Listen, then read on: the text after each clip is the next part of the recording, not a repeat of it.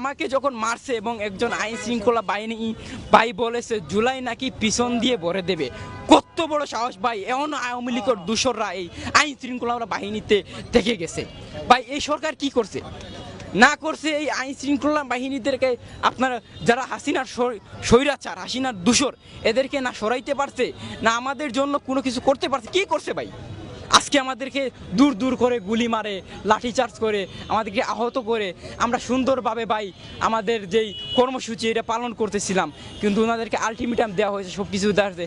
এসছেন ঐক্যমত্য কমিশনার, এসেছেন, এসে দুই একটা কথা বলে চলে গেছেন, কিন্তু যেই পুলিশ যেই কমিশনার উনি ভাই আমাদের সামনে থেকে উনি বলেন বের করে দাও, বের করে দাও, ওনাদেরকে বের করে দাও। আমাদের জি ভাই ওনার বয়কট জানাই ভাই, ওনার মতো আইন শৃঙ্খলা কমিশনার আমাদের কোনো দরকার নাই, ওনাকে বয়কট জানাই। উনি আমাদের রক্তের উপরে কারা হয়েছে, উনি আমাদের রক্তের উপরে এই আইন শৃঙ্খলা বাহিনীর দায়িত্ব পেয়েছে। উনি ভুলে যাবেন না যে কাদের রক্তের উপরে উনি বসে আছেন, এবং যারা দায়িত্বে আছেন তারা ভুলে যায় না যেন কাদের রক্তের উপরে আপনারা বসে আছেন।